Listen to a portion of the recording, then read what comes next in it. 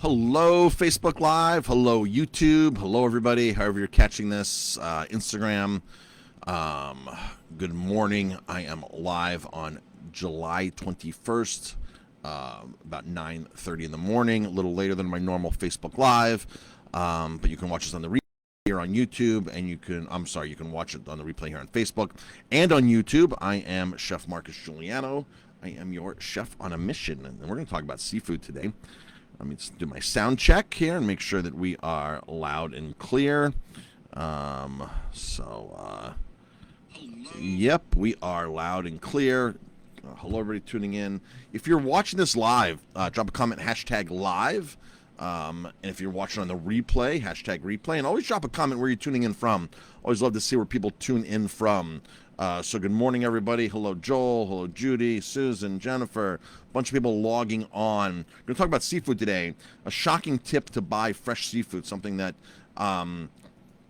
people normally don't think about. A lot of us love seafood. We know that seafood can be healthy for us, as long as it's not like fried and stuff like that. A lot of people resort to eating seafood because the doctor says eat some salmon, eat some cold water fish that has some good omega fats in them. So I'm not going to talk about the quality of the fish per se in this video, but I'm going to talk about how you can get the freshest fish.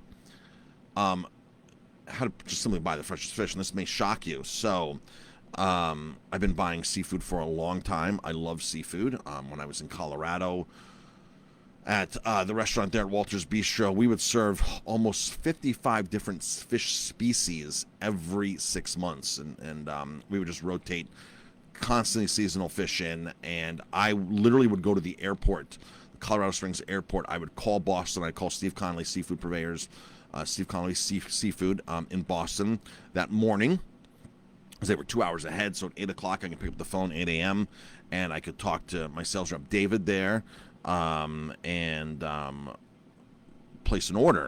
And then they would actually, and Michael Maggiani, who was my sales rep for years and years, who actually doesn't work for Steve Connolly, but watches a lot of my videos and very involved in sustainability. So I talked to Michael, and he would say, yeah, this is what we have. So I place the order. They would literally pack it, get it to the Boston airport, and get on a flight to Denver, and then Denver connect to Colorado Springs. I could place an order at 8 a.m. and go pick up that order at 5 p.m. at the airport in Colorado Springs. Steve Connolly, probably one of the country's, at the time, at least one of the country's top seafood distributors, sold to all the five-star hotels across the country. They sold to many of them, the Greenbrier, the Broadmoor. That's how I first got introduced to them. Not cheap stuff, but very high quality, and they know where every fish was caught, how it was caught, who caught it. I mean, just the traceability was insane. This is going into the 90s. They knew all this. So I've been buying seafood a long, long time. But something changed my view on seafood in 1999. In 1999, from Colorado, I went on a sustainable seafood conference to the Culinary Institute of America. And that was Chef's Collaborative. And I went into one of these sessions on salmon sustainability. And so before I talk about that, Steve Connolly Seafood came and did our trainings at the Greenbrier in West Virginia. The Greenbrier bought a ton of seafood from an air freighted in. It was a lot of seafood. So Steve Connolly would send staff down to the Greenbrier, and they would train us on seafood. And they taught us that seafood will last 21 days. Fresh seafood will last 21 days, and you're not supposed to be able to smell seafood. So if you walk into a fish store, seafood shop, this fish section of the grocery store, you shouldn't smell anything. If you're smelling things, the fish is already going past its prime. Now, fish will last, and I didn't believe that fish will last 21 days, because who would believe something like that, right? What do you mean I can go catch trout right now in the stream here and eat it 20 days later? That doesn't sound right. Like, the fish is going to be rotten. So I, being the curious chef that I was, did an experiment. So when I was in Colorado, we used to get live tilapia in from a local farm, from an alligator farm, every Friday. The fish would come in fresh every Friday, live. Comes in live. Can't get any fresher than that. So, of course, I said, Steve Connolly taught me 5 years earlier that fish will go 21 days. Let me try this experiment. If you've heard me say this before on my Facebook Lives, I apologize for the repeat, but this is such a powerful story. So we clean the tilapia. I put it in a perforated tray, I mean holes are in it, a catch tray on the bottom, put plastic wrap on top of it, and put lots of ice on it, and put that in the refrigerator. And every single day, we put new ice on and drained it, new ice and drained it. We tagged the date on it. New ice and drained it, new ice and drained it. And then every few days, we'd put gloves on. You don't touch seafood with your hands. You put on a fresh pair of latex gloves, vinyl gloves, fresh pair, and then you touch the seafood. Because if there's any bacteria on your fingers that'll go to the fish, it helps age it much quicker. It helps the proliferation of bacteria on it. So we would we monitor this very carefully and iced it down, fresh ice, kept it cold. Now there's a big difference if your cooler's 32 degrees or if your cooler is 39 or 42 degrees. There's a big difference in that gap right there, right? That simple 6, 7, 8, 9 degrees, massive difference. So if you don't know the exact temperature of your home refrigerator, it can make a big difference, or certain parts of your refrigerator that are the coldest. So with ice on it and draining, you know it's always at that 32, 33 degree mark, which is much different than 40 degrees. So we iced it down every day, drained it, checked on it. 18 days later into this experiment, we cooked up the tilapia and smelled it. It was perfectly fine 18 days later. Now, that's almost 3 weeks. We didn't go the full 3 weeks. I thought 18 days, you know, I mean, the point was more than proven to me that seafood will last much longer than I originally thought it would last. So now certain species are very different. Like bluefish will not last that long. So certain species, the oil content, things do change. But fish like that, sole, tilapia, a lot of the cod, halibut, this stuff will last literally go the distance 3 weeks if it's stored properly. So now I'm not telling anybody to do this at home, but I'm just telling you my own experience. This is how it went.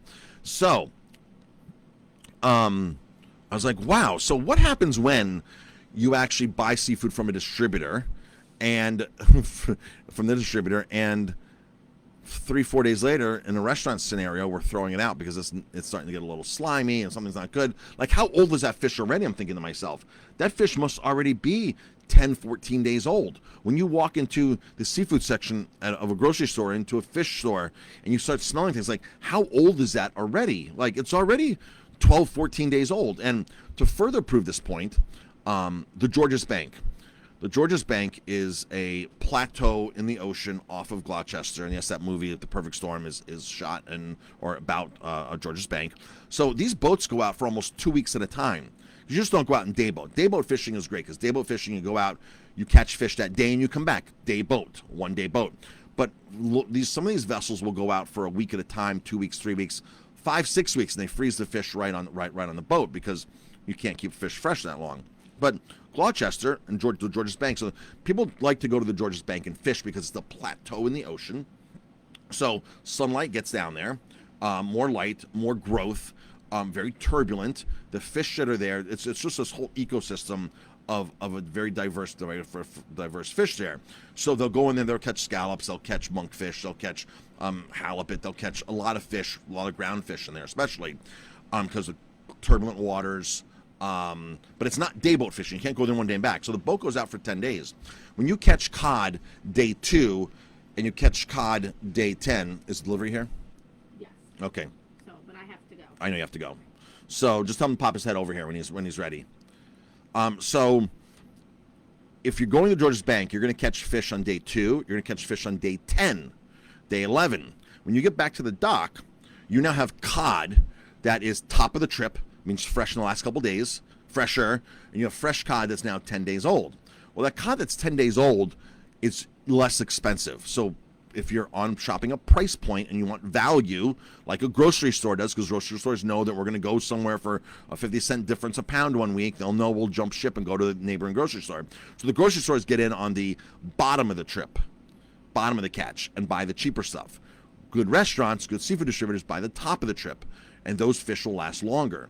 But it's already literally 10 days old by the time the grocery store gets the fish, puts it on the shelf from the Georges Bank. It's already literally 2 weeks. It can be literally 2 weeks old. So of course, when you take it home 2 days later, you're going to start getting an odor on it because you're not storing it properly at home. And it's at that point where it's ready to go. And people are like, oh, then you freeze it because you can't keep it. And then all of a sudden, you pull out this frozen cod 6 months later to use it, and you're like, frozen fish sucks. Frozen fish really sucks. Yeah, that particular frozen fish totally sucks. Totally sucks. So, now, saying that fish will last 21 days, and now you know that grocery stores are buying fish that is on the cheap side, and even certain fishmongers don't have, they're price point conscious too. Some will get a higher quality, some will get a lower quality. It just depends. Depends what you're willing to pay.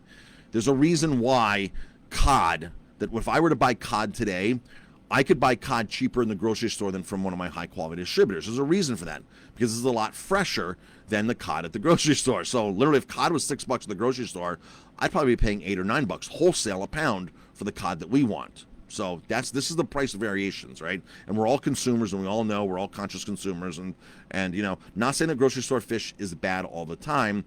I'm just saying that's the reality of it, knowing that fish can go 21 days. So in 1999, I go to the Culinary Institute of America. I'm at the Sustainability Conference. I'm a young chef.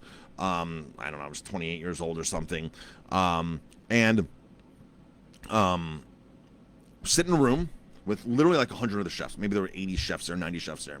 And we got paper plates. And it was numbered 1, 2, 3, all the way around to 5. 1 through 5. And on each, corresponding to each number, there was 5 pieces of salmon. 1 piece of salmon per number. So there were 5 numbers, 5 salmon, 1 through 5. And it was about a 3-ounce piece each. And we went through and we tasted all of these salmons. This is the last time I've ever touched farmed salmon, by the way, and I didn't know I was blind tasted. And it's the last time this trip changed my whole career on seafood to the Culinary Institute of America. And it wasn't the Culinary Institute was doing it; it was the Chefs Collaborative was there doing it. This is when I got to meet Henry Lovejoy from EcoFish, Henry and Lisa's Natural Seafoods. You can find them in any Whole Foods across the country or health food stores. They have a frozen line of amazing seafood, and I was one of Henry's very first restaurant customers, because he started this brand new company, EcoFish. He was in there sponsoring, doing a seminar, and I got sit next to him for dinner, and it changed my life. This one conversation with Henry changed my life, changed the way I cook today, and changed the way I look on seafood. So back to the plate, 1 through 5. We eat all this salmon, we discern it, we take notes, and then they say to us, what salmon do you think is the fresh, never frozen salmon on this plate? What is the best quality salmon we think is on this plate? So literally 80% of the chefs, almost 90%, it was like totally hands down. The choice that everybody chose, we're like, okay, we think it's number 3. Number 3 is the best quality fish on this plate. It has the texture, it has the flavor, everything's going right. This is not mushy, whatever. When they then revealed what each number was, the number we picked, number 3, I'm just saying number 3 because that sounds great, but the number we had picked, let's say it's number 3, was a frozen salmon from Alaska. Frozen. And we're like, a lot of us chefs are dumbfounded. Because, you would never admit as a restaurant owner that you serve frozen fish. We do, and we're happy to. And I can back it up 100%. That's why I'm doing this video. So,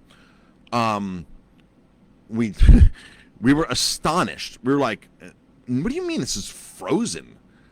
And so they go, okay, which fish was, the least desirable? And we picked the least desirable ones. They're like, okay, that's the fresh, never frozen salmon from Alaska. Really, the least one was the because it had a really off odor compared to all these other fish. Taste was the farmed salmon, but as far as the fresh salmon, never frozen, the flesh was breaking down, the texture was different. It was just different.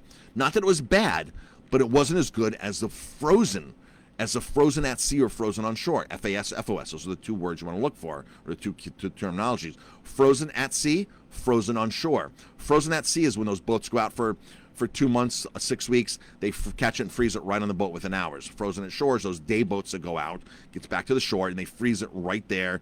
The boats that are doing it frozen at sea are totally equipped to process the fish and freeze it ASAP. Our tuna that comes from the Pacific Northwest, that's all it is. From Washington State, that's all that it is. It's caught, frozen right on the boat, because that boat goes out for 6 weeks at a time during the whole season. They go out, and 8 weeks, and they catch it and freeze it. That's why our tuna is so amazingly, the quality is amazing. Everybody loves our tuna, right? They love it because it's super, super fresh. Now, when people say, oh, you're serving frozen seafood, well, I'm like, what's the opposite of fresh? And they're like, frozen. I'm like, the opposite of fresh is not frozen. The opposite of fresh is rotten. And by no means am I serving rotten fish. I'm actually serving fresher than fresh. And the way that it was described to us through Bruce Gore. Bruce Gore's famous fisherman in Alaska. He explained this to it, the microbial count, and broke this down to the microbial count. When you catch fresh seafood and the seafood starts going through rigor mortis, the aging process starts. Any of the bacteria there starts proliferating at a very low level. It starts growing at a very, very low level. And after 21 days or whatever, based upon the temperature you're keeping it, that bacteria overtakes the fish, and you now have slimy, rotten fish. So, but when you freeze it, you stop the microbial growth. You stop it, which is why a lot of states require sushi fish to be frozen, previously frozen. A lot of people don't know this. When people say, I don't eat frozen seafood. You eat sushi in Jersey, where do you eat sushi? I eat sushi, then you do eat frozen seafood because that is previously frozen and you cannot tell the difference. Else you'd have the same stance as you do with me and say, I'm not going to eat sushi now because it's frozen. It's done for safety reasons. You're killing off certain microbes and bacteria, and you're halting the growth. As long as it's done frozen properly, the quality of the cells will not break on you and split. If you do it in this is the thing. If you freeze fish in your home freezer, that's not a freezer, folks. That is something to take one item frozen and to put in frozen. You're not supposed to take stuff that's not frozen and put it in there and freeze it because it's not powerful enough. Commercially, we have blast freezers that go in and cryogenically freeze this stuff at -40, -80 degrees, whatever temperature they do it, and the fans are blowing and blasting on it, and fish freezes like that. It doesn't rupture the cells. When you do it slow in your home freezer, which is designed to store frozen food from frozen state, not take it from refrigerated state to frozen state, the cells rupture, they break, and it pisses water out of it, right? So when you go to thaw it and cook it, you're like, oh, this is like the water's coming out of it. It's dry. It's like. If you ever froze tofu, you know what I'm talking about, because tofu is a prime example of how this typically happens. Take a piece of tofu, freeze it, thaw it, and eat it again. It's like chewing a sponge because the water drops all out of it. The moisture drops all out of it. Same thing on a fish. So people have this connotation of fish being like that when it's frozen. But realistically, it's the total opposite. It's actually fresher than fresh. So if you're into eating fresh, safe seafood, you will go to the grocery store and you will no longer look in the section where all the fresh seafood's there. And if you look carefully and you start reading the labels in the seafood counter there, it'll say refreshed or previously frozen, which means all they did was take it out of the freezer because they're buying the same fish I'm buying and put it there, and it says refreshed or previously frozen. Refreshed is a better term than previously frozen. Refreshed. And I can go to a distributor and say, hey, I want refreshed salmon from Alaska. I want refreshed. They're just going to thaw it for me and then send it to me. So why not ship it to me frozen, and I'll keep it frozen and thaw it the day that I absolutely need it to have the freshest quality salmon. Our salmon is a huge hit there, and it's frozen. We're putting halibut on the menu next week. It's frozen. Our soft shell crabs that come in, they are frozen. Soft shell crabs, hopefully we're getting, I was confirmed today that they should be coming in fresh, frozen crabs from Maryland. Not Chinese, not the Mekong Delta, not from Asia anywhere, but from truly that were fresh, flash frozen, right when they were caught. And the advantage of this is you get seafood at its peak of season. Mussels, I love frozen mussels because they're frozen, they're cooked, they're sous vide at the factory at such an exact temperature. You get them and they're impossible to overcook. You go buy fresh mussels that are stressed out and you cook them, they shrivel up, and it's like, oh wow, these are like raw. I can tell. You buy frozen mussels in the section you go to ShopRite right here in Ellenville, you go buy those frozen mussels, you'll have the best mussel you've ever had. I can guarantee it. Add some white wine, garlic, olive oil, a little parsley and basil, and just cook them. The shells will pop right open. The best mussels you'll ever have. Again, those aren't the New Zealand frozen greenlet mussels. These are black mussels from Nova Scotia or from Prince Edward Island. Sometimes they come from South America. Mussels are a very sustainably farmed crop. Very, very sustainably farmed crop. So soft shell crabs. For years, we'd get fresh soft shell crabs, never frozen, fresh, live, or sort of live, perishable. And there'd be one or two out of a dozen or out of 2 dozen that are stinking. And you get, where's the stinker at? You open up the box and you're like, something in here smells. And sometimes you can't tell. And believe me, if 1 out of a dozen died, there's probably 3 or 4 that are right behind it that are near death, that are stressed out. The flesh is turning. They've gone through stress. But chefs don't really, they're not going to just throw away crabs that aren't dead or stinking. They'll literally serve crabs that are still dead, that have died because of the stress of shipping and because they're soft shells to begin with. They're very volatile. But you still, for many years, I would work in places, like 4 crabs are dead out of this batch, but they don't smell, so you still serve them. The crabs actually died, went through a very strenuous, stressful death, slow death. And this is what's getting served in restaurants. And I'm like, thinking to myself, why not just buy the crabs when they get harvested, they get processed, and they get frozen within 2 hours of pulling them out of the water? It's so perfect. It's like the perfect scenario. The crab's not suffering for 3, 4, 5, 6 days. The guest is getting a much better quality product. As a chef, I can control my costs because I know I'm not going to throw any out because none are dead. I mean, they're all processed and ready to go. I'm not getting any stinking ones. I'm not getting any leatherbacks. Leatherbacks over the crabs. When you do soft shell crabs production, you've got to yank them out at the precise time because that shell starts growing and growing, and you got to kind of shock them out of the water so that shell stops growing. But if they don't get it in enough time, and that shell starts to develop, you get these what they're called leatherbacks. It's like chewing a piece of leather, right? So you'd always get a leatherback in the never frozen ones. You buy frozen ones, I've never ever gotten a leatherback. I've never ever gotten a stinky one. I've gotten the best quality of soft shell crabs that are frozen at the same consistent price point. This is why we're able to do our soft shell crabs previous years for like $9.99 and $14.99 for a BLT, because I know the costs. I know my yield. I know my waste, right? I know everything. It's all perceived out. I get a better value. You get a better value. When it comes to salmon, I know, like, I worked at so many restaurants previously. You buy the fresh, never frozen seafood, or semi-fresh. Let's call it semi-fresh. You buy the semi-fresh, never frozen seafood, and within the end of the weekend, they're like, oh my gosh, you tell the waitstaff, hey, like, I got to get rid of this halibut. Like, I know the halibut's going. I can kind of see that's the odor's on there. Let's get rid. Hey, waitstaff, tonight's special's halibut. Push it hard. That's the reality in a lot of restaurants. Is that the fish is at the end of its life cycle, and let's push that special really hard. Scallops are the only seafood item that you want to have a smell on. If scallops do not smell, they're not fresh. All the other fish should have no odor on it. Should have no odor on it. In fact, you should be able to eat most fish raw and taste it raw like that. If it's super fresh and super high quality. Scallops you can totally eat raw. Scallops you can just totally eat them raw. That's an amazing. And this is why scallops should be cooked to medium rare-ish, rare to medium rare-ish. We're doing a scallop risotto right now that's on our menu, and they're frozen George's Bank scallops, 10-20 count, 10 to 20 a pound. They're dry packed. Dry packing is a whole other terminology that I can cover on another video, because a lot of fish is soaked and wet packed and it gains weight. There's sodium in it, and it's just to plump it and make it look like it's a better value, and it's not. It's one other topic. So, frozen seafood. Properly frozen seafood is fresher than the semi-fresh stuff on the shelves that have never been frozen. That's a guarantee, folks. Most of the times, almost all the times, they're frozen cryogenically, proper temperatures, such a blast freeze that the fish is better quality than the semi-fresh stuff sitting on the shelf. You're going to thought there's going to be no odor on it, and we sell all these frozen species. We sell sablefish, halibut, salmon, mahi-mahi. We sell a bunch of different species frozen, ready to go, portioned out, and it's on our grocery list. It's on our website. I'm not here to sell you that right now. I'm just telling you what we have in stock and what I love. And certain fish is always frozen. Like most shrimp comes frozen, right? Lobster tails always come frozen. Certain other things, just calamari typically always comes frozen into restaurants, so you automatically gravitate towards the frozen section anyway for certain things. So it's just natural to continue to go there for the other stuff. So that is it, folks. Hope you enjoyed this. Share this with anybody who eats seafood. Share it with other chefs.